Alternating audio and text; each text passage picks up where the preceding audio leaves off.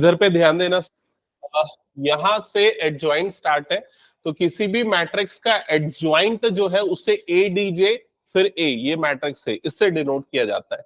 ये निकालने के लिए हम उस मैट्रिक्स के सारे एलिमेंट के कोफैक्टर निकालते हैं, जिन्हें C11, C12, C13 like that, इससे डिनोट करते हैं। फिर उसके बाद वो निकालने के बाद उसका ट्रांसपोज ले लिया जाता है, जिससे मिलता है हमें एडजॉइंट। अब एक क्वेश्चन एक एग्जांपल के थ्रू एक बार दोबारा से देखेंगे कैसे निकाला जाता है, ठीक है।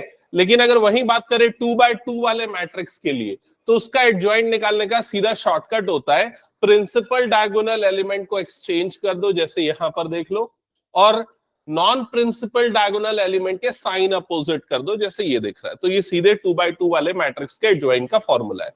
अब कुछ प्रॉपर्टीज है जिन पे डायरेक्ट क्वेश्चन आते हैं, जो आपको याद नहीं रहती है तो उसको नोट करके रखना है, ठीक है। जैसे एक प्रॉपर्टी सामने आपको दिख रही है, ये वाली, ये प्रॉपर्टी क्या लिखा हुआ है देखो यहां पर, समझ के बताओ। ए डॉट एडजॉइंट ए, मतलब किसी मैट्रिक्स को उसके एडजॉइंट से मल्टीप्लाई कर रहे हैं, तो वो मल्टीप्लीकेशन किसके इक्वल होगा? Determinant of A into I N. I N यहां पर क्या है? आइडेंटिटी मैट्रिक्स, ठीक है। या फिर अगर एडजॉइंट ए पहले लिखो, मैट्रिक्स ए बाद में लिखो, तो वो भी सेम होता है। एक एग्जांपल के लिए बताता हूं, अगर मान लो हमें ये दे दिया किसी मैट्रिक्स का डिटर्मिनेंट 3 है, और वो जो मैट्रिक्स ए है वो 3x3 का मैट्रिक्स है, और अगर आपको पूछता है कि adjoint A into matrix A की वैल्यू क्या होगी, तो उसका आंसर क्या आ जाएगा? 3, और यहां पर क्या आ जाएगा? Identity matrix. तो आइडेंटिटी मैट्रिक्स क्या होता है? 1 0 0 0 1 0 0 0 1। तो जब 3 अंदर मल्टीप्लाई होगा तो 0 3 0 एंड 0 0 3। तो आपको क्या याद रखना है? ये वाली प्रॉपर्टी नोट करते चलो, एकदम शॉर्ट में बता रहा हूं इंपॉर्टेंट रूल्स, ठीक है। नोट डाउन कर लो ये प्रॉपर्टी, फास्ट हो गया।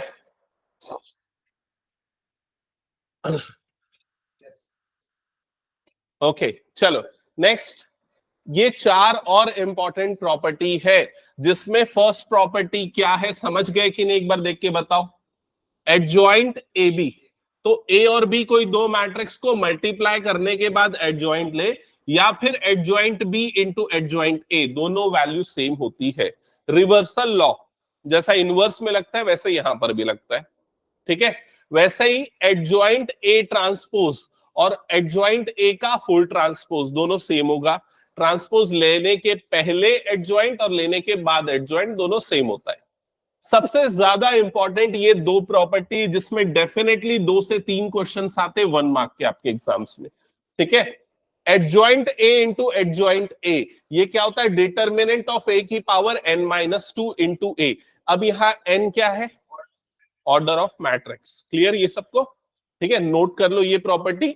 नेक्स्ट है डिटर्मिनेंट ऑफ एडजॉइंट ए, इसकी वैल्यू होती है determinant of A raise to power n-1, ठीक है। तो अगर आप पिछले 5-6 सालों के क्वेश्चन पेपर निकाल के देखोगे, इस प्रॉपर्टी पे बेस्ड डेफिनेटली एक क्वेश्चन आया है। मैं आपको दिखाऊंगा अभी प्रीवियस ईयर क्वेश्चंस जब करवाऊंगा इसके। नोट कर लिया सबने?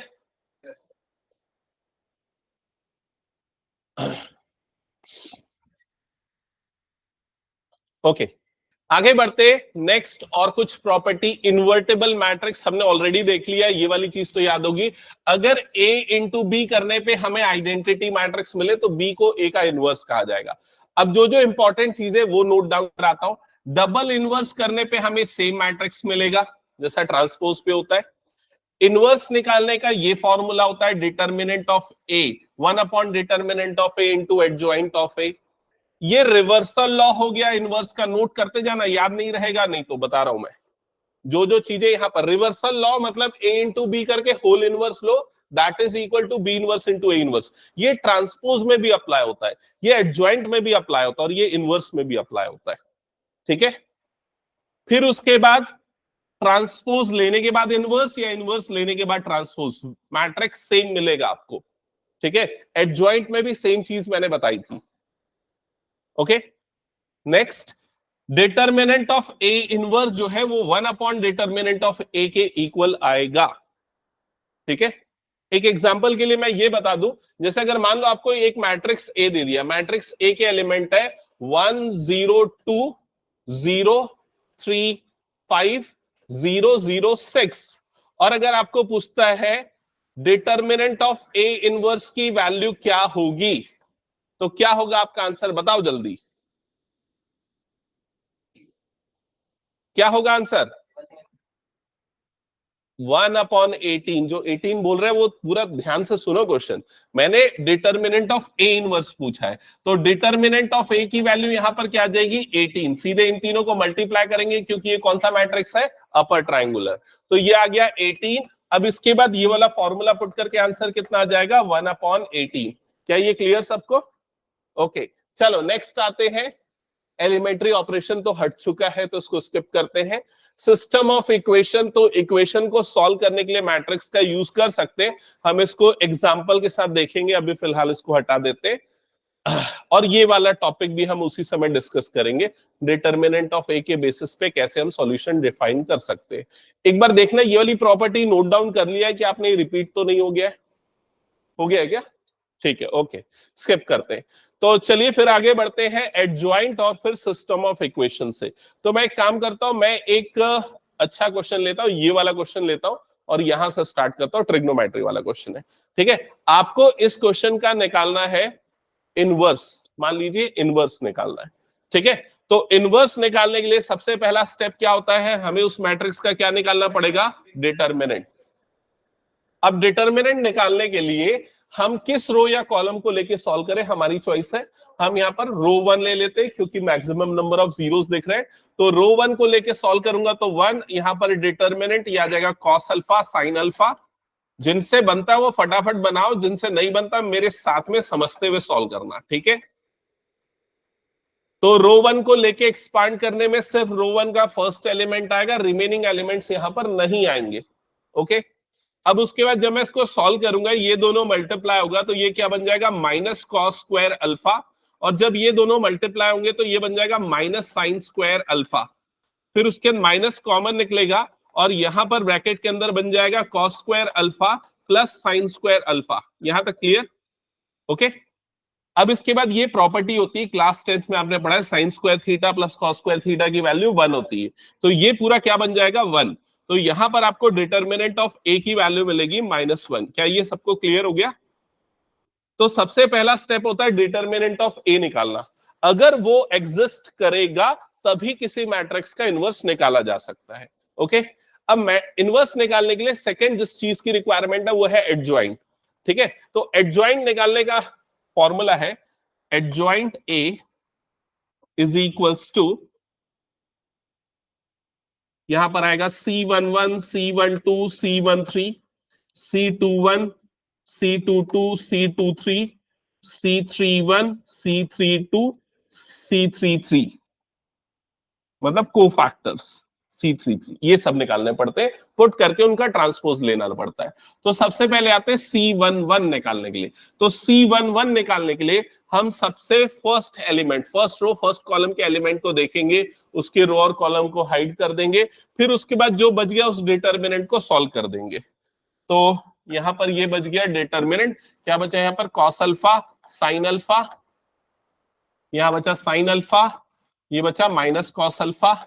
जब आप इस डिटर्मिनेंट को सॉल्व करोगे तो C11 की वैल्यू ऑलरेडी हमने यहां पर किया हुआ, उसकी वैल्यू कितनी आई है? -1। तो C11 की वैल्यू आ जाएगी -1, ये समझ गए। फिर नेक्स्ट हमको निकालना है C12। C12 मतलब फर्स्ट रो सेकंड कॉलम का एलिमेंट, इस एलिमेंट के लिए कोफैक्टर निकालना है। तो सबसे पहले अगर इनको हाइड करके निकालूंगा, ये दोनों मल्टीप्लाई होगा 0 माइनस ये दोनों मल्टीप्लाई होगा तो 0, तो ये क्या आ जाएगा? 0। अब यहां पर बाहर माइनस साइन रहता है तो -0 लिखो +0 लिखो, कोई फर्क नहीं पड़ता। लेकिन बाहर में माइनस साइन क्यों आता है? क्योंकि 1 + 2 ऑड नंबर है, ओके। तो फिलहाल मैं इसे +0 ही रहने देता हूं क्योंकि 0 न्यूट्रल नंबर है, कोई साइन नहीं होता। फिर आते हैं C13 पे। 13 मतलब फर्स्ट रो थर्ड कॉलम का element, first row third column का एलिमेंट। इसके लिए भी जब डिटर्मिनेंट निकालेंगे तो वो क्या आ जाएगा? 0। तो इसका मतलब ये कोफैक्टर की वैल्यू भी क्या आ गई? 0। यहां तक क्लियर? हाँ, कोई डाउट? फिर उसके बाद क्या निकालना है हमको? C21। तो 21 वाला एलिमेंट कौन सा? ये है 21 वाला एलिमेंट। इस एलिमेंट के लिए हमें निकालना है कोफैक्टर। तो क्या हो जाएगा, ये देखो फिर से 0, ये फिर से क्या हो जाएगा 0। तो यहां पर ओवरऑल ये वाला कोफैक्टर भी हमें क्या मिल गया 0। माइनस साइन आता अगर कोई नंबर होता तो, क्योंकि 2 + 1 कितना होता है 3। फिर नेक्स्ट क्या निकालेंगे C22। तो C22 मतलब इस एलिमेंट के लिए कोफैक्टर निकालना है, तो रो और कॉलम को हमने हाइड कर दिया। अब ये दोनों मल्टीप्लाई होगा तो क्या आएगा माइनस कॉस अल्फा -0, मतलब क्या मिलेगा हमें माइनस कॉस अल्फा। तो यहां सीधे माइनस कॉस अल्फा आएगा, इसका साइन माइनस ही रहेगा क्योंकि चेंज नहीं होगा, 2 + 2 4 हो रहा है।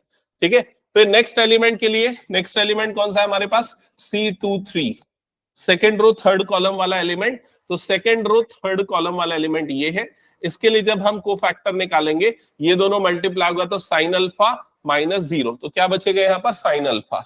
लेकिन साइन अल्फा के सामने माइनस साइन लेना पड़ेगा क्योंकि 2 + 3 क्या आ रहा है ऑड नंबर आ रहा है, तो माइनस साइन अल्फा। क्या यहां तक सबको क्लियर हो गया? फिर उसके बाद हम निकालेंगे C31 वाले एलिमेंट के लिए। तो 31 वाला एलिमेंट हमारे लिए ये है, जब इस एलिमेंट के लिए कोफैक्टर निकालेंगे तो ये दोनों का मल्टीप्लिकेशन 0 माइनस ये दोनों का मल्टीप्लिकेशन 0, तो ओवरऑल हमें क्या मिलेगा 0। तो ये वाली वैल्यू हो गई 0। C32 मतलब थर्ड रो सेकेंड कॉलम, तो इस एलिमेंट के लिए निकाल रहा है, इसको हाइड कर देना। इन दोनों का मल्टीप्लिकेशन साइन अल्फा -0, तो यहां पर हमें क्या मिलेगा साइन अल्फा। लेकिन 3 + 2 ऑड नंबर है, इसलिए हम क्या लेंगे इसे माइनस साइन अल्फा। क्या ये क्लियर हो गया? फिर उसके लास्ट एलिमेंट के लिए आते हैं C33 वाला एलिमेंट कौन सा है, तो वो ये है। इस एलिमेंट के लिए जब निकालेंगे तो यहां पर देखो इन दोनों का मल्टीप्लिकेशन कॉस अल्फा -0, मतलब हमें क्या मिलेगा कॉस अल्फा। तो फाइनली ये वाली वैल्यू आएगी कॉस अल्फा, और बाहर पॉजिटिव साइन रहेगा क्योंकि 3 + 3 इवन नंबर हो गया। यहां तक क्लियर? तो कोफैक्ट एडजॉइंट निकालने में किसको डाउट था? खुशबू, क्लियर? ओके, अब ये सारे कोफैक्टर उठा के इस फॉर्मूले में प्लेस कर देंगे। तो एडजॉइंट A = 2। अब देखो यहां पर पहले प्लेस करो फिर ट्रांसपोज लो, तो उसके लिए मैंने क्या डायरेक्ट शॉर्टकट बताया। अगर आप ऐसे अरेंज करते हैं और हम जब इसकी वैल्यू प्लेस करेंगे तो ये फर्स्ट रो बनती है ऐसे करके, ये सेकेंड रो बन जाता है और ये थर्ड रो बन जाता है। जब ट्रांसपोज लेते हैं तो वही क्या बन जाता है कॉलम। तो ऑलरेडी इसको कॉलम फॉर्म में अरेंज कर दो, तो ये क्या हो जाएगा -1 0 0, क्लियर? ये क्या हो जाएगा 0 माइनस कॉस अल्फा, ये क्या बन जाएगा माइनस साइन अल्फा, ये क्या बन जाएगा 0, ये क्या हो जाएगा माइनस साइन अल्फा, और ये क्या हो जाएगा कॉस अल्फा। क्या ये समझ में आ गया एडजॉइंट है? अब एडजॉइंट निकलने के बाद इनवर्स निकालने का क्या फॉर्मूला है? तो A इनवर्स = ये होता है 1/det of A into adjoint A। क्या ये क्लियर? तो यहां पर A inverse = 1/det of A की वैल्यू -1 और एडजॉइंट A की वैल्यू ये वाली पूरी -1 0 0 0 minus cos alpha minus sine alpha, यहां पर आ जाएगा 0 minus sine alpha and cos alpha. अब ये -1 का माइनस अंदर जाएगा, हर एक एलिमेंट से मल्टीप्लाई होगा, तो सारे के साइन चेंज हो जाएंगे। तो -1 का ये हो जाएगा +1, बाकी दोनों तो 0 है तो कोई चेंज नहीं। ये 0 कॉस अल्फा, ये क्या बन जाएगा sine alpha, next 0 sine alpha, और ये क्या बन जाएगा माइनस कॉस अल्फा। क्या ये क्लियर? तो चेक कर लो, ये आपका मिल गया इनवर्स। अब यहां पर एक चीज बहुत अच्छी देखने को मिल रही है, वो क्या? तो ये मैट्रिक्स और उसका इनवर्स दोनों आपस में क्या है इक्वल, सेम है। ओके, क्या ये क्लियर? अगर मान लो यही क्वेश्चन आपको एमसीक्यू में दे दे, समझ रहे हो, और आपको ए इनवर्स के 4 ऑप्शन दे दे, तो आप क्या करोगे? पूरा सॉल्व करोगे? तब आप क्या करोगे? मल्टीप्लाई करके चेक करोगे। जो भी ऑप्शन दिया तो first row first column multiply first, इस तरीके से पूरा मल्टीप्लाई करके चेक कर लेना, समझ गए? और सिर्फ डायगोनल एलिमेंट को भी चेक करोगे ना तो एक आइडिया मिल जाएगा। क्या ये क्लियर? ओके, पीछे शशांक समझ में आया एडजॉइंट और इनवर्स निकालना? खुशबू क्लियर है? ऑनलाइन में Anshika clear? Yes sir. Okay, चलो नेक्स्ट, ये वाली प्रॉपर्टी वेरीफाई कर लोगे क्या? एक बार बता दो, तो स्किप कर दो इसको फिर मैं। ओके, नेक्स्ट आते हैं हम, ये वाले क्वेश्चन बहुत ज्यादा आते हैं, मतलब श्योर है कि ये क्वेश्चन आना है, ठीक है? मतलब अगर मैं मैट्रिसेस और डिटरमिनेंट में 3 क्वेश्चन एकदम डेफिनेटली प्रिडिक्ट कर सकता हूं। 1 मार्क के कम से कम 3 क्वेश्चन आएंगे, जो प्रॉपर्टी वाले जो अभी मैं डिस्कस कर रहा था। ठीक है, ये वाले क्वेश्चन जो है ये 2 या 3 मार्क्स का एक क्वेश्चन आएगा, और एक क्वेश्चन जो आएगा वो आएगा 5 मार्क्स के लिए इक्वेशन सॉल्व करने वाला, वो भी आज हम करने वाले। तो चलो ये वाले क्वेश्चन पहले जल्दी से प्रैक्टिस करते हैं। यहां पर आपको मैट्रिक्स ए गिवन है और आपको ये वेरीफाई करना है, ये काम आपने ऑलरेडी किया है, लेकिन इसके बाद आपको ए इनवर्स भी निकालना है, ये एक नया चीज है। तो सबसे पहले क्या करेंगे, मैट्रिक्स ए स्क्वायर निकालते हैं। तो ए स्क्वायर निकालने के लिए ए इंटू ए करना पड़ेगा, तो दोनों मैट्रिक्स को मल्टीप्लाई कर देते, 3 1 माइनस 1 2। ठीक है, अब मैट्रिक्स मल्टीप्लीकेशन अप्लाई करो, फर्स्ट रो फर्स्ट कॉलम, तो कितना हो जाएगा ये 9 माइनस 1, तो ये नंबर कितना आ जाएगा 8। 9 माइनस 1, तो फर्स्ट एलिमेंट आएगा 8। फर्स्ट रो सेकेंड कॉलम, तो 3 प्लस 2, ये वाला एलिमेंट कितना आ जाएगा 5। फिर सेकेंड रो फर्स्ट कॉलम, ये एलिमेंट कितना आएगा -3 -2, मतलब कितना आ जाएगा ये -5। सेकेंड रो सेकेंड कॉलम, तो -1 प्लस 4, मतलब कितना आ जाएगा ये नंबर 3। तो ए स्क्वायर की वैल्यू ये आएगी, चेक करो ये आएगा सबका।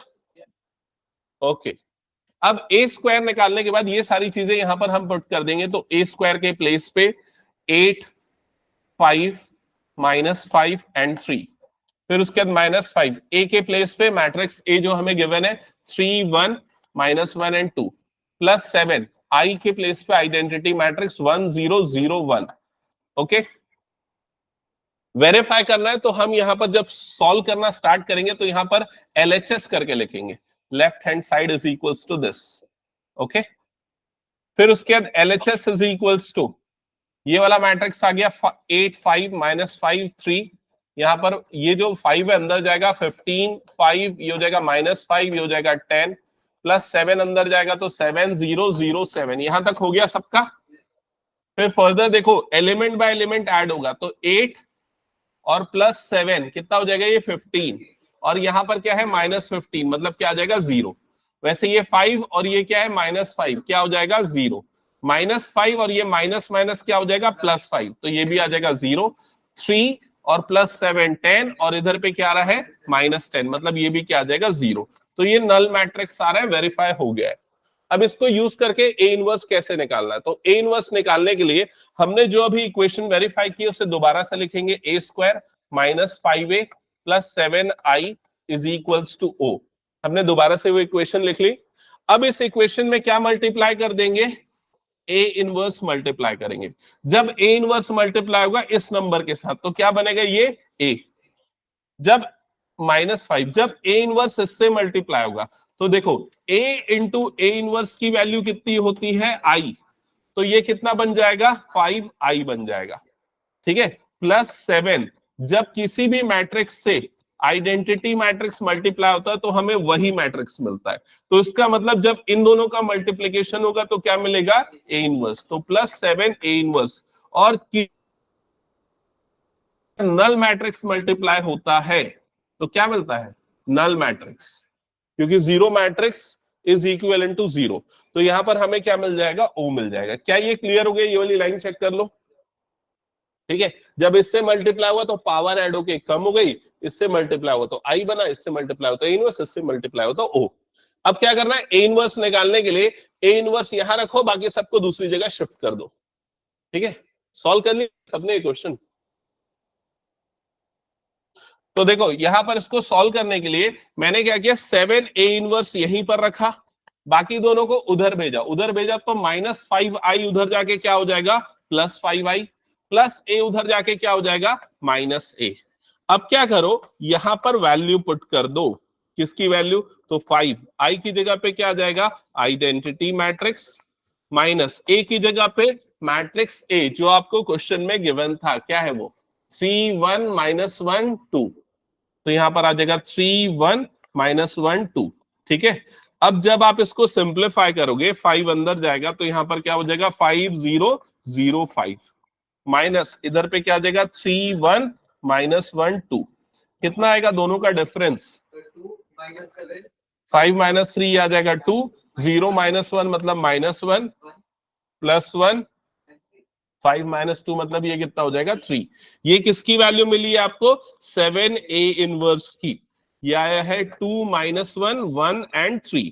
अब आपको A इनवर्स चाहिए तो इस 7 को अपॉन में भेज दोगे, तो A inverse is equal to कितना आ जाएगा? 1/7 और ये वाला पूरा मैट्रिक्स।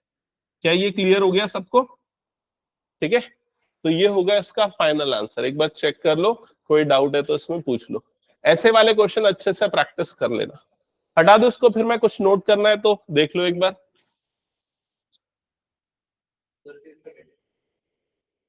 हाँ, डिटर्मिनेंट भी निकाल सकते।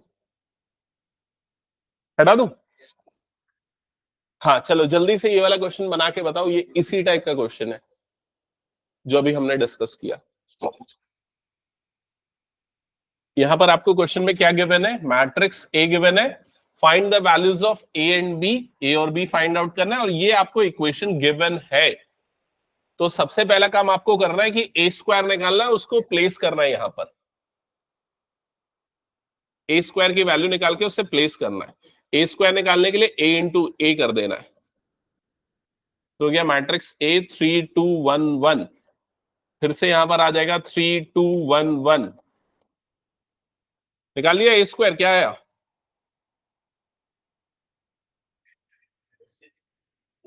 First row first column 9 + 2 11। First row second column 6 + 2 8। फिर 3 + 1 4 2 + 1 3।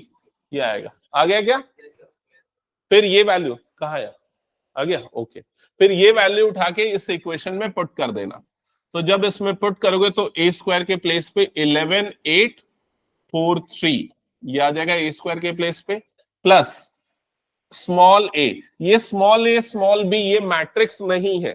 कभी भी स्मॉल लेटर में कोई चीज लिखिए मतलब वो एलिमेंट है, वो स्केलर है।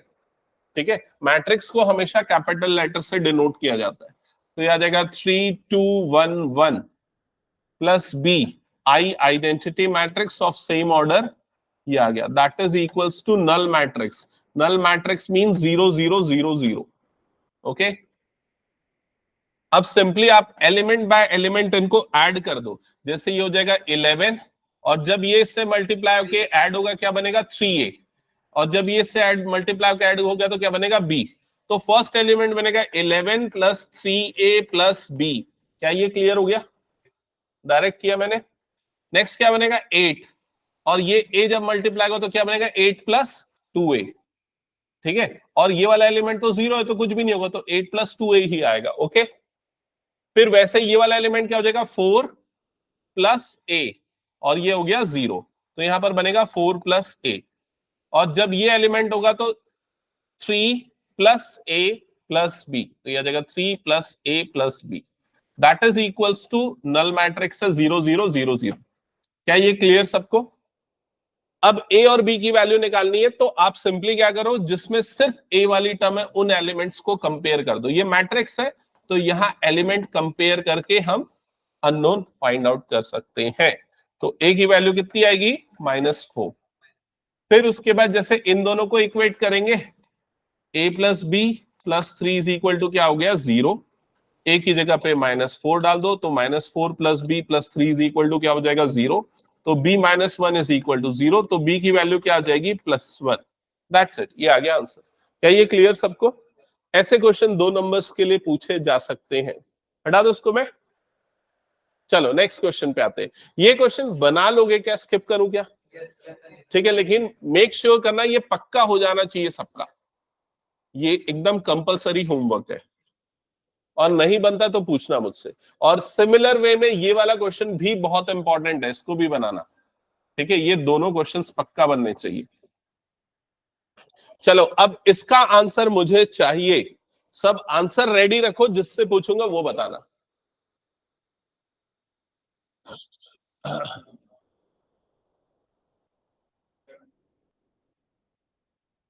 हाँ, तो इस क्वेश्चन में पूछ रहा है कि ए एक 3/3 का मैट्रिक्स है, स्क्वायर मैट्रिक्स है, नॉन सिंगुलर है। नॉन सिंगुलर का मतलब उसका डिटर्मिनेंट 0 नहीं है। ठीक है, तो डिटर्मिनेंट ऑफ एडजॉइंट ए की वैल्यू क्या होगी? जिनको आंसर पता है हैंड रेस करो जल्दी। तो 3, बस 3-4 लोगों को पता है, 5-6। हाँ बताओ वैभव।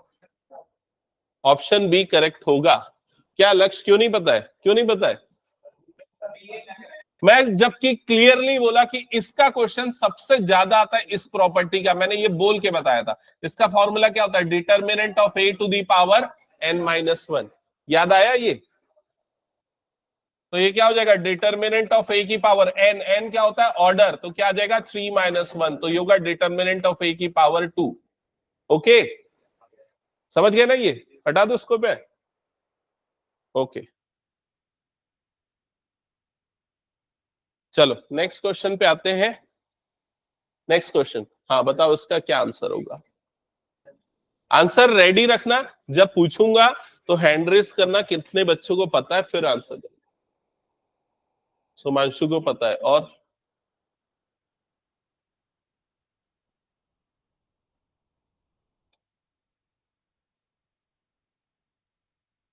हाँ किसको किसको पता है? हैंड रेस करो, अभी भी बस 2-3 लोग हैं। हाँ बताओ अंशिका।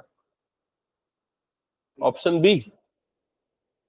ओके, सो चेक करो यहां पर डिटर्मिनेंट, ये वाली प्रॉपर्टी मैंने बताई थी, एक एग्जांपल भी दिया था। Determinant of A inverse is equals to 1 upon determinant of A, ये लिखाया था मैंने।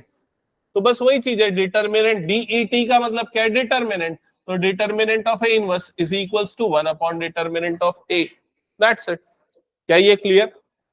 हटा दो उसको फिर मैं। हाँ कुछ डाउट है? हाँ नेक्स्ट क्वेश्चन। अब आ जाते हैं नेक्स्ट क्वेश्चन पे। तो ये वाले क्वेश्चन है इक्वेशन सॉल्व करने वाले क्वेश्चन, यही सबसे ज्यादा आते हैं। तो सबसे पहले मैं 2x2 वाले पे आता हूं, फिर आगे बढ़ेंगे। ठीक है, सबसे पहले ये देखते हैं कि इक्वेशन को कैसे हम मैट्रिक्स के फॉर्म में अरेंज करते हैं।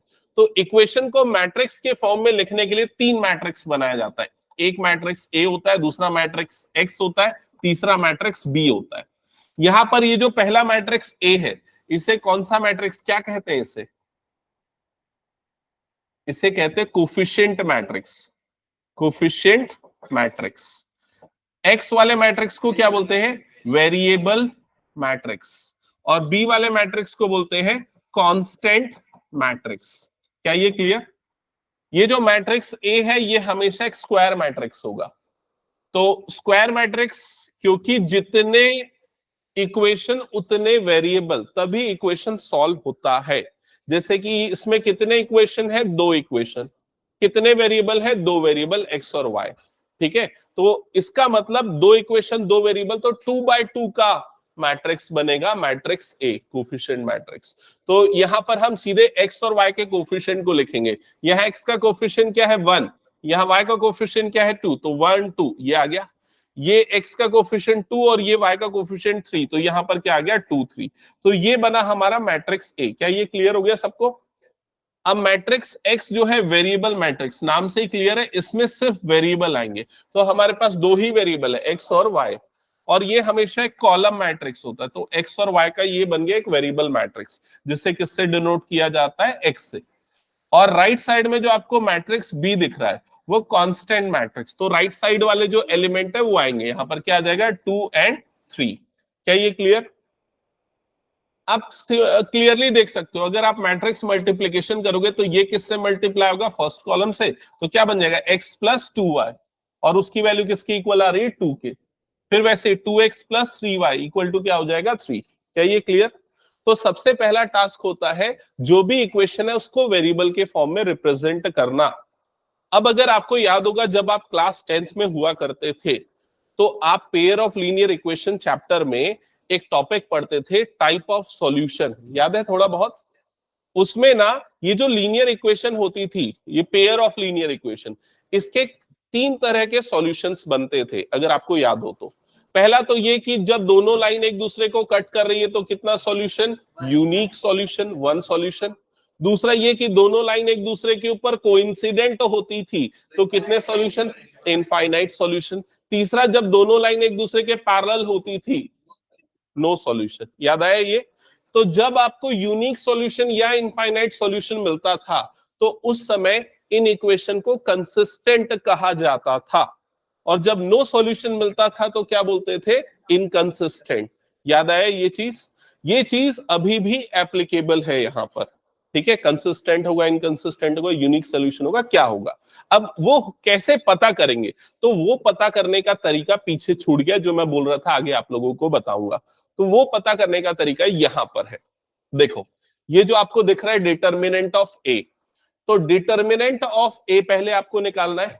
अगर वो नॉन जीरो आया तो आपको इक्वेशन कैसा मिलेगा, कंसिस्टेंट, और आपको कितने सॉल्यूशन मिलेंगे, यूनिक सॉल्यूशन।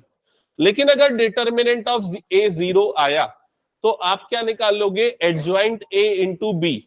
अगर ये वाली वैल्यू जीरो आई तो क्या मिलेगा आपको, इनफाइनाइटली मेनी सॉल्यूशन, मतलब अभी भी ये क्या होगा, कंसिस्टेंट। लेकिन अगर ये नॉट इक्वल टू जीरो आया तो क्या हो जाएगा, इनकंसिस्टेंट, नो सॉल्यूशन। समझ में आ गया सबको ये चीज। तो अगेन आप मैट्रिक्स को यूज करके टाइप ऑफ सॉल्यूशन आइडेंटिफाई कर सकते हो। अब आप लोगों के में जो है वो ज्यादातर यही कैटेगरी, इसी कैटेगरी वाला क्वेश्चन है, यूनिक सॉल्यूशन वाला, ठीक है। तो और उसी के क्वेश्चन ज्यादा आते हैं तो हम उसी को ज्यादा फोकस करेंगे। इसके अलावा कई जगह पे आप ऐसा भी सुनोगे, होमोजीनियस इक्वेशन या होमोजीनियस सिस्टम। ये क्या होता है, तो कभी भी ax is equals to B, ये जो हमारी इक्वेशन जो हमने देखा, इसमें अगर b की वैल्यू जीरो हो जाए तो ऐसे इक्वेशन को होमोजीनियस इक्वेशन कहा जाता है। जैसे कि मान लो 2x plus y is equals to 0, 3x plus 7y is equals to 0, तो राइट साइड वाला कांस्टेंट मैट्रिक्स अगर नहीं है, जीरो है, तो वो होमोजीनियस मैट्रिक्स कहलाता है। क्लियर ये चीज सबको, ठीक है। तो ये ध्यान में रहेगा ना। ओके चलो अब स्टार्ट करते हैं कि सॉल्यूशन कैसे निकाला जाता है। तो बैक टू द क्वेश्चन जो भी हम लोग सॉल्व कर रहे थे, 2x2 वाला। कौन सा क्वेश्चन कर रहे थे, ये वाला, हाँ। तो ये पहले हमने मैट्रिक्स के फॉर्म में लिखना समझ लिया कि कैसे मैट्रिक्स के फॉर्म में लिखा जाता है। अब सॉल्यूशन कैसे निकाला जाता है, तो सॉल्यूशन निकालने के लिए स्टेप्स है। स्टेप नंबर 1, पहले आप क्या करोगे, डिटर्मिनेंट ऑफ ए निकालोगे। डिटर्मिनेंट ऑफ ए से पता चलेगा सॉल्यूशन है कि नहीं। तो यहाँ मैं स्टेप भी लिख रहा हूँ, पैरेलली सॉल्व भी करते चलते, ठीक है। तो चलो इसका डिटर्मिनेंट क्या आएगा एक बार देख लेते हैं। इसका डिटर्मिनेंट क्या आ रहा है, -1। तो यहां पर डिटर्मिनेंट ऑफ ए की वैल्यू क्या आ गई, -1। स्टेप नंबर 1 हो गया।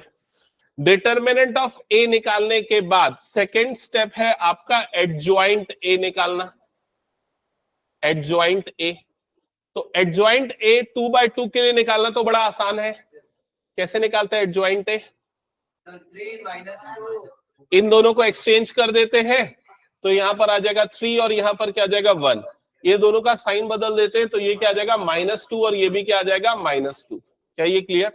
फिर स्टेप नंबर 3 क्या निकालना पड़ेगा, ए इनवर्स। ए इनवर्स निकालने का फॉर्मूला है 1 upon determinant of A into adjoint ए। तो यहां पर ए इनवर्स की वैल्यू क्या आएगी, तो 1 अपॉन ये हो गया -1 और ये हो गया 3 - 2 1। तो जब ये -1 अंदर जाएगा तो ए इनवर्स की वैल्यू कितनी आ जाएगी, -3 2 2 और -1। ये आ गया ए इनवर्स निकल गया। यहां तक सबको क्लियर। फिर उसके बाद अल्टीमेटली हमारा ऑब्जेक्टिव क्या है, एक्स और वाई निकालना, अननोन्स निकालना। क्या ये क्लियर। तो वो निकालने के लिए हम ए को इधर भेज देते हैं। तो जैसे आपको ये पता है ए एक्स इज इक्वल टू क्या है, बी है, तो एक्स इज इक्वल टू क्या होगा, बी अपॉन ए, ऐसा ही होगा। अब मैट्रिक्स में डिवाइड नहीं हो सकता, मल्टीप्लाई होता है। तो ये जो 1 अपॉन ए है, इसको एक्चुअली हम क्या लिख सकते हैं, ए इनवर्स। तो ये क्या आ जाएगा, ए इनवर्स बन जाएगा। तो अगला स्टेप जो है स्टेप नंबर 4, आप क्या करोगे, x is equal to A inverse B, इसमें आप वैल्यू पुट कर दोगे ए इनवर्स की और आपको मिल जाएगी x की वैल्यू। तो चलो इसमें पुट करते हैं। तो x is equal to A inverse B, तो x की जगह पे एक्स वाई वाला मैट्रिक्स आ गया, ए इनवर्स की जगह पे जो हमने निकाला वो वाला मैट्रिक्स आ गया, और बी की जगह पे जो मैट्रिक्स कांस्टेंट मैट्रिक्स था वो आ गया। क्या आ गया यहाँ पर 2 3। क्या ये क्लियर हो गया सबको, कोई डाउट, शशांक इसमें डाउट है क्या। ये वाले फॉर्मूले में x, ए इनवर्स और b सब पुट कर दिया। अब क्या करो, ये x और y को एज इट इज रखो, यहां पर मैट्रिक्स मल्टीप्लिकेशन परफॉर्म करो। फर्स्ट रो फर्स्ट कॉलम क्या बनेगा, ये -6 + 6 मतलब कितना आ गया 0। फिर सेकेंड रो फर्स्ट कॉलम, तो 4 और -3 मतलब कितना आ जाएगा 1। अब सीधे कंपेयर कर लो, तो x equal to 0, y equals to 1, ये आ गया आपका आंसर।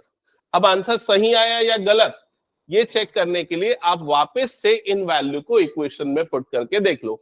अब यहां पर देख लो, जैसे इक्वेशन में मैं x की जगह पे 0, y की जगह पे 1 डालता हूं, तो क्या मिलेगा? लेफ्ट साइड 2, राइट साइड भी क्या आ रहा है? 2।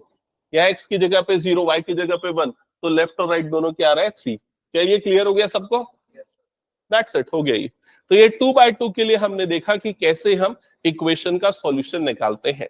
अब जो क्वेश्चन पक्का आता है एग्जाम में, वो 3/3 का आता है। ठीक है, प्रोसेस सेम होता है, यही स्टेप्स फॉलो होते हैं, लेकिन फिर भी 10 में से सिर्फ 2 बच्चे इसको सही बना पाते। समझ रहे हो कहां पर गलती होती है? कैलकुलेशन में। तो चलो स्टार्ट करते हैं एक 3/3 का सॉल्व करना। ये सारे सिमिलर टाइप के क्वेश्चंस हैं।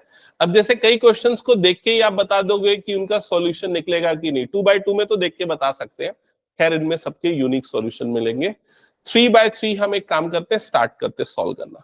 सबसे पहले इसी क्वेश्चन से स्टार्ट करते हैं।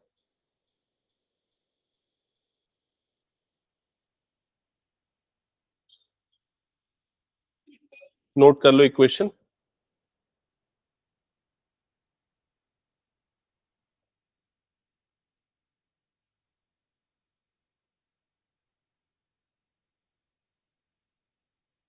अच्छा सॉरी, मैं एक चीज इसमें ये बता दूं, ये अभी जो स्टार्टिंग के जो 6 क्वेश्चंस हैं, उनमें सिर्फ आपको कंसिस्टेंसी चेक करनी है इक्वेशन की। मतलब इसमें एक्स वाई जेड नहीं निकालना, only you have to check the consistency. तो कंसिस्टेंसी कैसे चेक करते हैं? डिटर्मिनेंट ऑफ ए निकाल के। तो डिटर्मिनेंट ऑफ ए निकाल के देखो वो 0 आ रहा है कि नहीं, सिंपली वो चेक करके देखो। डिटर्मिनेंट ऑफ ए अगर 0 आ रहा है, तो फिर डिटर्मिनेंट ऑफ ए को क्या करते हैं? एडजॉइंट ऑफ ए को किससे मल्टीप्लाई करके देखना है? बी से। ठीक है, तो उससे आपको कंसिस्टेंसी चेक करना है। वो स्किप कर दूं क्या वाला पार्ट, क्योंकि उसके क्वेश्चन ज्यादातर कभी नहीं आए, इनफैक्ट कंसिस्टेंसी चेक करने वाले। उसको स्किप करता हूं, सीधा इक्वेशन सॉल्व करने वाले क्वेश्चंस पे हम आ जाते हैं। ठीक है, तो उस क्वेश्चन को देख लेना, एक बार ट्राई कर लेना जो मैंने दिया है। बस एक चीज का ध्यान रखना, ये जो क्वेश्चन मैं अभी स्किप करवा रहा हूं, यहां कोफिशिएंट में ए वाली टर्म आएगी, ये ध्यान में रखना है। ठीक है, तो क्वेश्चन नंबर 7, 8, 9, 10 इसको भी स्किप कर रहा हूं मैं, 2/2 वाला है। मैं सीधे स्टार्ट कर रहा हूं क्वेश्चन नंबर 11 से। तो क्वेश्चन नंबर 11 ऑनवर्ड्स हम स्टार्ट करेंगे। नोट करो question number 11।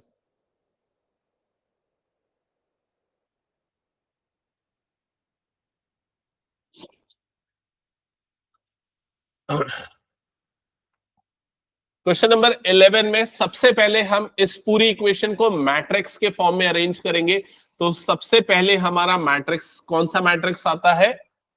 Coefficient matrix.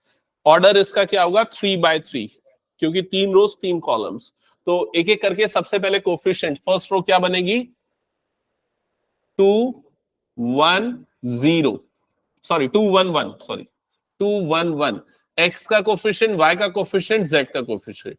Second equation क्या बनेगी? 1 -2 -1, तो यह जाएगा 1 -2 -1। क्या ये क्लियर? थर्ड रो में कोफिशिएंट्स, एक्स नहीं है, एक्स नहीं है मतलब उसका कोफिशिएंट क्या है? 0। तो यहां पर आ जाएगा 0, 3 और ये क्या आ जाएगा? -5। ये हो गया कोफिशिएंट मैट्रिक्स। फिर उसके बाद आपका वेरिएबल मैट्रिक्स आता है, जो यहां पर क्या बन जाएगा? X y and z is equals to, right side में क्या आ जाएगा? Constant matrix. तो वो क्या है यहां पर? 1, ये वाला टर्म हो गया 3/2, ये वाला टर्म हो गया 9। क्या ये क्लियर सबको? ओके, तो यहां पर ये वाला मैट्रिक्स हमारे लिए ए है, ये वाला मैट्रिक्स हमारे लिए एक्स है, ये वाला हमारा मैट्रिक्स बी है। तो सबसे पहला स्टेप मैंने क्या बताया आप लोगों को? डिटर्मिनेंट ऑफ ए कैलकुलेट करना है। तो उसका डिटर्मिनेंट कैलकुलेट करेंगे। 2 1 1 1 -2 -1 0 3 एंड -5। ओके, तो डिटर्मिनेंट कैलकुलेट करना हमने पिछली कुछ क्लासेस में देखा है। कौन से रो या कॉलम को ले? तो हम लेते हैं फर्स्ट कॉलम को, बिकॉज उसमें एक 0 देखने को मिल रहा है। तो फर्स्ट कॉलम को लेके मैं डिटर्मिनेंट सॉल्व कर रहा हूं। हाँ, थर्ड रो भी ले सकते हैं। तो अगर मैं फर्स्ट कॉलम को लेके करता हूं तो यहाँ जाएगा 2, डिटर्मिनेंट के अंदर आ जाएगा -2 -1 3 -5, फिर उसके बाद -1, फिर डिटर्मिनेंट के अंदर आएगा 1 1 3 -5। ठीक है, तो सॉल्व करते रहना तुम लोग भी अपना पैरेलली जिनको आता है, और वेरीफाई करने के लिए मैं यहां पर सॉल्व कर रहा हूं। तो इन दोनों का मल्टीप्लीकेशन हो जाएगा 10, माइनस माइनस प्लस हो जाएगा, इन दोनों का मल्टीप्लीकेशन आएगा 3 -1, यहां पर -5, और ये कितना हो जाएगा -3। ओके, फिर उसके बाद ये आ जाएगा 13 2 26, और ये -8 और -1 मतलब +8। तो ये डिटर्मिनेंट 34 आ रहा है, चेक करो आ रहा है क्या सबका? ठीक है, तो डिटर्मिनेंट ऑफ ए की वैल्यू 34 आ गई। ओके, अब डिटर्मिनेंट ऑफ ए निकालने के बाद नेक्स्ट टास्क क्या है? एडजॉइंट ए निकालना। तो एडजॉइंट ए निकालने के लिए हमें निकालना पड़ता है कोफैक्टर। कोफैक्टर यहां पर कैलकुलेट करते हैं C11 C12, मैं लिख देता हूं पहले C13 C21 C22 C23 C31 C32 C33। अब प्लस माइनस की साइन में गलती न हो इसलिए मैं पहले ही यहां पर माइनस, यहां पर माइनस, यहां पर माइनस, यहां पर माइनस लगा देता हूं पहले से ही, बाद में चेंज कर देंगे, माइनस को प्लस बना सकते हैं ना। ठीक है, तो अब फर्स्ट एलिमेंट से शुरुआत करता हूं, तो इस एलिमेंट से C11, तो क्या आएगा देख लेते हैं एक बार। 10 + 3 13, तो ये वाला एलिमेंट आ जाएगा 13। फिर उसके बाद C12 -5 0, मतलब -5, तो -5 आएगा, और ये माइनस एक और था मतलब क्या हो जाएगा प्लस। ठीक है, फिर C13 इस एलिमेंट के लिए, तो 3 -0 मतलब कितना हो जाएगा 3, तो यहां पर सिंपली 3 आएगा। ओके, खुद का भी सॉल्व करो, पूरा कर लिया, क्योंकि गलती यही होती है कोफैक्टर में ज्यादातर। -5 -3 -8 आएगा, और ये माइनस और ये माइनस +8 बन जाएगा। फिर C22 -10 -0 मतलब कितना हो जाएगा -10, तो यहां पर आ जाएगा -10। फिर C23 मतलब इस एलिमेंट के लिए, तो कितना हो जाएगा 6, और ये बाहर में माइनस लगा हुआ है मतलब क्या हो जाएगा -6। फिर उसके बाद C31, तो इस एलिमेंट के लिए कितना हो जाएगा -1 + 2, -1, और ये माइनस ये होता है ना, तो माइनस माइनस प्लस हो जाएगा +2, तो कितना आ जाएगा +1 आएगा, तो ये नंबर कितना आ जाएगा +1। फिर C32 इस एलिमेंट के लिए, तो कितना आ जाएगा ये -2 -1 मतलब कितना हो जाएगा -3, तो माइनस माइनस मतलब ये हो जाएगा +3। फिर उसके C33 इस एलिमेंट के लिए, तो ये हो जाएगा -4 -1 मतलब -5, तो ये वाला नंबर आ जाएगा -5। क्या यहां तक सबको क्लियर? सारे कोफैक्टर निकालने के बाद एडजॉइंट निकालने के लिए मैंने शॉर्टकट आपको पहले ही बता दिया है, ट्रांसपोज ट्रांसपोज वाला झंझट नहीं करें, हम सीधे सीधे क्या कर दे, ये नंबर्स को मैंने ऑलरेडी ऐसे अरेंज किया कि कॉलम वाइज जैसे ही पुट करेंगे वो ट्रांसपोज है। तो ये कितना आ जाएगा 13 5 3, ये हो जाएगा 8 -10 और -6, ये हो जाएगा 1 3 एंड -5। चेक कर लो यहां तक सबको क्लियर हो गया? नहीं कोई दिक्कत नहीं है उसमें, आपने स्टार्टिंग में एक जगह तो कहीं ना कहीं मेंशन करोगे ना फॉर्मूला, है ना, फॉर्मूला मेंशन कर देना, उसके सीधे ही पुट कर देना। ओके, यहां तक हो गया सबका? Then A inverse is equals to 1 determinant of A into adjoint A। Okay, so this is 1/30 34 है ना ये, हाँ 1/34, और यह एडजॉइंट ए के प्लेस पे आ जाएगा 13 8 1 5 -10 एंड 3 3 -6 एंड -5। यहां तक क्लियर सबको? ए इनवर्स निकालने के बाद नेक्स्ट हमारा स्टेप क्या है, उसको किससे मल्टीप्लाई करते हैं, बी से। ठीक है, तो उसके बाद नेक्स्ट स्टेप के लिए सारी कैलकुलेशन मैं यहां पर करता हूं। फिर x is equals to A inverse B, ये हम यूज करते हैं। तो x के प्लेस पे आ जाएगा column matrix X Y Z, A के प्लेस पे आ जाएगा ए इनवर्स के प्लेस पे वो मैट्रिक्स जो भी हमने निकाला है। अच्छा, एक और चीज मैं बता दूं, कई बच्चे क्या करते हैं, ये 1/34 को अंदर भेज देते हैं, जिससे क्या होगा, वो सारे टर्म फ्रैक्शन में आ जाएंगे और कैलकुलेशन में फंस जाओगे। तो वो नहीं करना, उसको बाद में देखेंगे क्या करना है। तो अभी ए इनवर्स की जगह पे 1/34 एज इट इज, और यहां पर बाकी पूरा एज इट इज क्या आ जाएगा, यहां पर 13 और फिर 8 1 फिर उसके बाद 5 माइनस 10 3 3 माइनस 6 माइनस 5, और उसके बाद फिर यहां पर मैट्रिक्स बी कॉलम मैट्रिक्स, तो क्या आएगा ये 1 3/2 एंड 9। क्या यहां तक का प्रोसेस सबको क्लियर है? ओके, फिर उसके बाद ये 1/34 एज इट इज, यहां पर अब हम मैट्रिक्स मल्टीप्लिकेशन परफॉर्म करेंगे। तो ये फर्स्ट रो मल्टीप्लाई होगी फर्स्ट कॉलम के साथ, ये कितना बनेगा 13 प्लस 8 3 ज़ा 24/2 प्लस 9। सेकेंड रो इससे मल्टीप्लाई होगी तो क्या बन जाएगा 5 माइनस 30/2 प्लस 27। फिर ये मल्टीप्लाई होगा इसके साथ 3 माइनस 18/2 माइनस 45, जिसको फर्दर सिंप्लीफाई करने पे हमें क्या मिलेगा,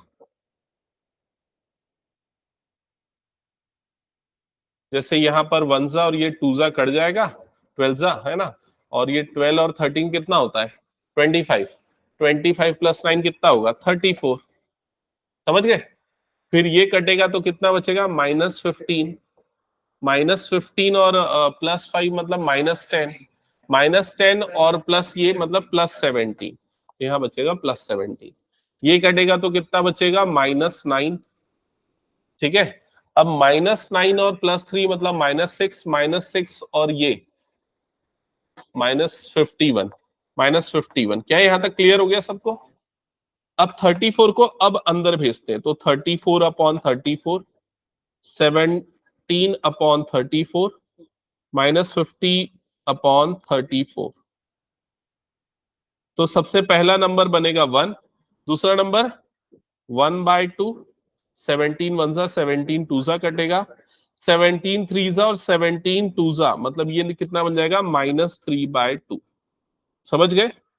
तो x y और z की वैल्यू यहां पर मिल गई। तो x is equals to 1, y is equals to half और z is equals to -3/2। That's it. क्या ये सबको क्लियर हो गया? हाँ, किसने पूरा सही बना लिया खुद से, पूरा फाइनल आंसर तक? Okay good. तो प्रॉपरली अगर सॉल्व करोगे तो भी ज्यादा समय नहीं लगेगा। हटा दो फिर इसको मैं। चलो अब एक काम करते हैं, कुछ इस तरह के क्वेश्चंस एक बार डिस्कस कर लेते हैं, कुछ इंपॉर्टेंट क्वेश्चंस एक आध आप लोगों को बनाने के लिए देता हूं, ज्यादा अच्छा रहेगा। सीधे मिसलेनियस से उठा के देता हूं, ये वाला क्वेश्चन सॉल्व करके बताओ। इसमें सिर्फ स्टार्ट अलग होगा, बाकी सब वैसे ही होगा। स्टार्ट बताऊं कैसे करना है? नहीं, एलसीएम निकाल के नहीं करना है। इसका स्टार्ट बस आपको ये करना है कि 1/x की जगह पे a ले लेना, जैसा हम क्लास 10th में करते थे, याद होगा। 1/y की जगह पे b कर देना और 1/z की जगह पे क्या कर देना c, जिससे ये 2/x जो है वो क्या बन जाएगा 2a, 3/y जो है वो क्या बन जाएगा +3b, और ये कितना बन जाएगा +10c इज इक्वल टू कितना हो गया 4। क्या ये क्लियर? फिर ऐसे जैसे नॉर्मल सॉल्व करते, सॉल्व करके क्या निकाल लेना, एबीसी, एबीसी मिलेगा। फिर एक्स वाई जेड निकालने के लिए क्या करना है, उसका रेसिप्रोकल। दैट्स इट, हो जाएगा ये क्वेश्चन। चलो जल्दी से सॉल्व करके बताओ विद इन 5 मिनट्स।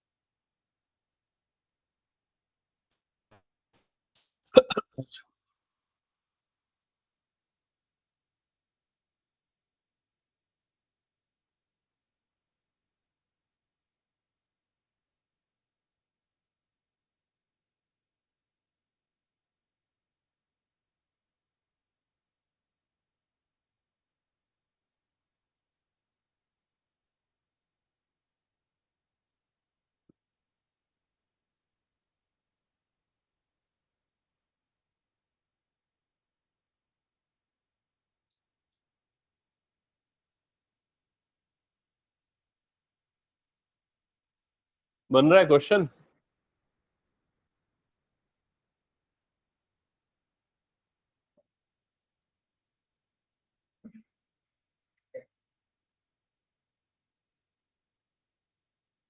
क्या कुछ डाउट है ऐश्वर्या, केशिता? हाँ, आगे। हाँ, ओके। हाँ, डिटर्मिनेंट कितना आ रहा है? 0 आ रहा है डिटर्मिनेंट। मेरे ख्याल से तो गलत है। क्या बड़ा सा नंबर आ रहा है?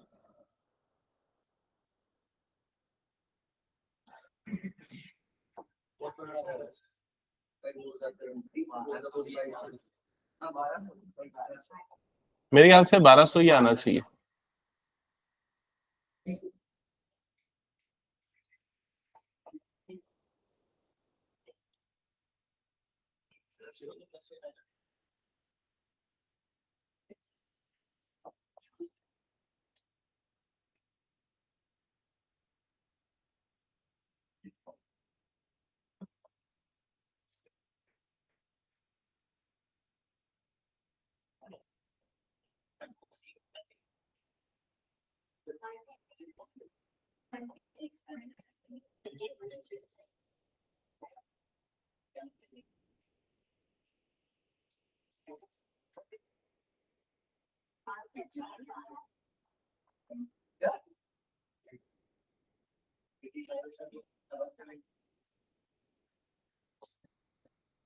आया क्या डिटर्मिनेंट सबका?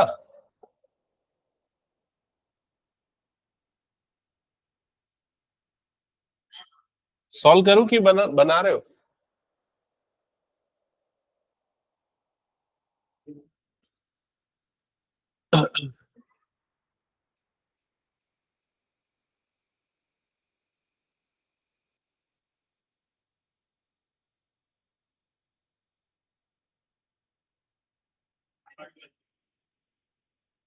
हम्म,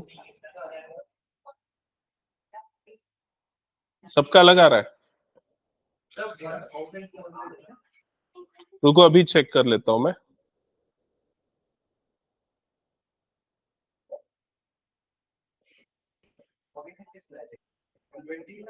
तो डिटर्मिनेंट आएगा 1200।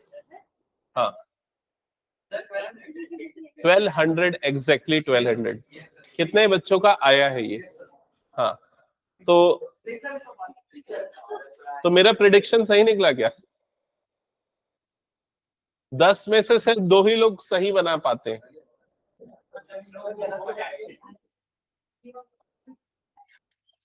हाँ, क्या वो सॉल्व करके बताओ डिटर्मिनेंट किसको लेके सॉल्व कर रहे हो? फर्स्ट रो को लेके, क्योंकि मान लो फर्स्ट रो सेम है। तो सबसे पहले आएगा यहां पर 2, फिर उसके बाद सीधे सीधे ये दोनों का मल्टीप्लीकेशन, तो कितना हो जाएगा ये? 120 माइनस 45।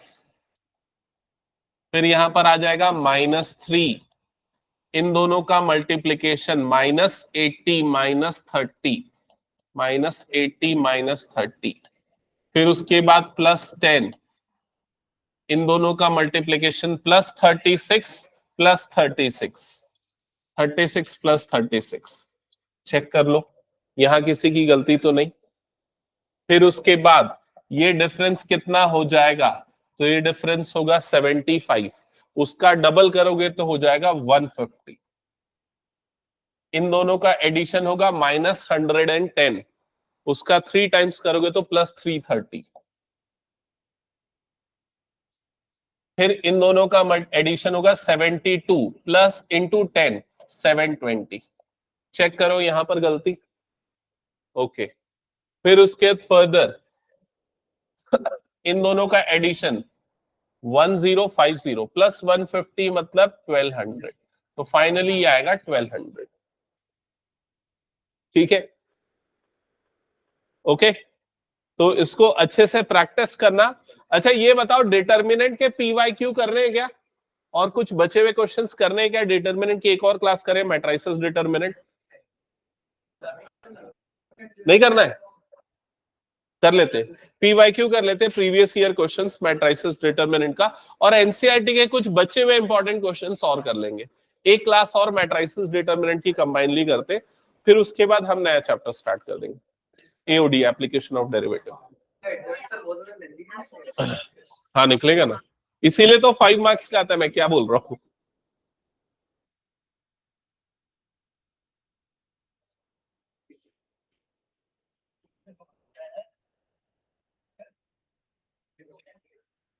हाँ मेरे स्कूल के टेस्ट में कंटिन्यूटी भी आ रहा है हम्म और ये भी आ रहा है, तो पहले क्या सॉल्व करें, तो दोनों टाइम लगेगा। कब है स्कूल का टेस्ट? ये अभी अगस्त फर्स्ट वीक में ही है। आई थिंक इसको पहले कर लो, कंटिन्यूटी एंड डिफरेंशियबिलिटी, डिफरेंशिएशन भी आ रहा है। Okay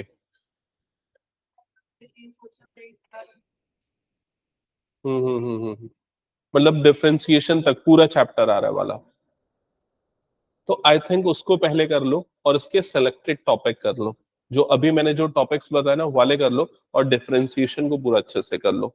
okay